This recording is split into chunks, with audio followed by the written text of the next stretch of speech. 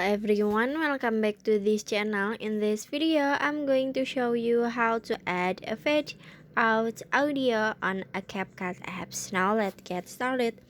First, after you open your CapCut apps and add the photo or and add the video that you want to edit, if you wanna add fade out audio on a CapCut, it's so pretty simple. So you just click on the audio, click on it, and after this you can click on audio again, and now at the bottom you can click on the fade, and after this in here you can set the fade out duration. So you just swipe left or right this dots icon, this one, like this. In here you can set the duration until 5.9 second, like this.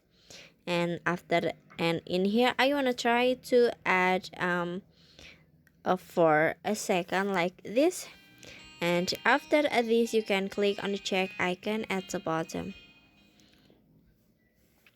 and finish. So that how to add fade out audio on a CapCut apps. I hope you found this video to be helpful. If you enjoy with the content, please consider like, comment, and subscribe down below. Bye bye.